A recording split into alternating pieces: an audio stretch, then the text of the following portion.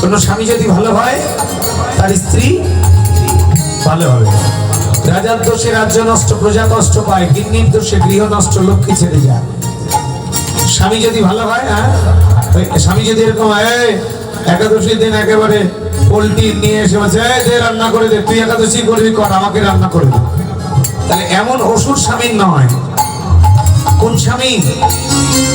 স্ত্রীর কাছে স্বামী দেবতা হবে কখন?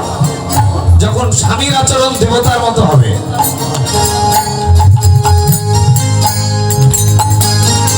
আর ওই চুয়ানি খেয়ে এসে পোল্ট্রির মাংস রান্না করে দে, এরকম স্বামীর না। সতী নারীর প্রতি সেবা, তাহলে সতী নারীকে সতী হতে হবে। নারী যদি সতী হয় মরা দেহে প্রাণ ফিরায়, জানেন না? জানেন তো? মায়েদের এত ক্ষমতা দেওয়া হয়েছে নারীদের।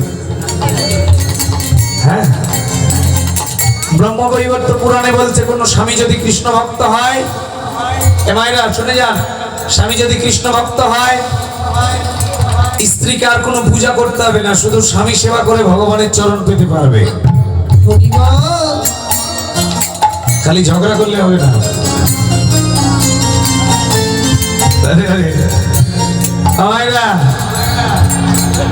এখন তো ডায়লগ খালি, আমি খালি মেয়েটার চোখ মুখের দিকে তাকিয়ে তোমার ভাত খাচ্ছি, নাহলে কবে ছেড়ে চলে যেতাম।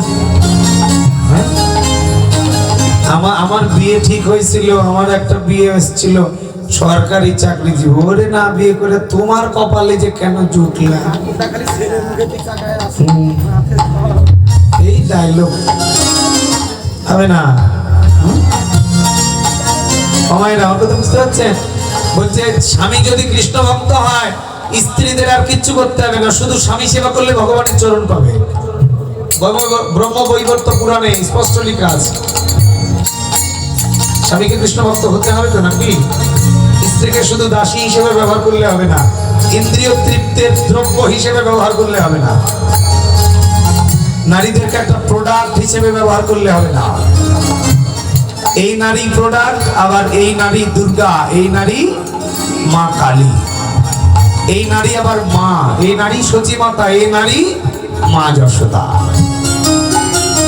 তাহলে ব্যবহার অনুযায়ী হবে। এখন পরম ধার্মিক হয়ে তুমি ধর্ম শিখাও হে,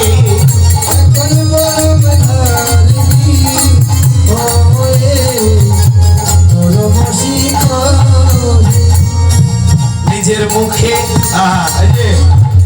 তুমি নিজের মুখে বলেছিলে বাঁশি বাজিয়ে টেনে এনেছো, তুমি বাঁশি বাজিয়ে টেনে এনেছো, এখন আবার ধর্মোপদেশ দিচ্ছ। বাবা, তুমি বসন চুরি করেছিলে, সেদিন তোমার ধর্ম কোথায় ছিল?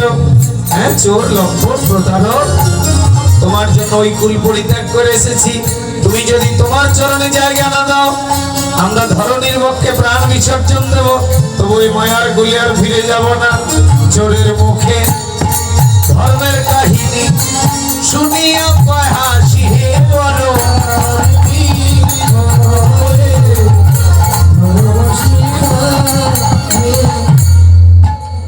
ধরনী তুই বিভাগ হয়ে যা, যেমন এই ধরনের পক্ষে প্রাণ বিসর্জন দিতে যাবে এমন সময় গোবিন্দ বললেন, ও রমণীগণ, তোমরা আর প্রাণ বিসর্জন দিও না, এসো, আমি তোমাদের মনোবাসনা পূর্ণ করব।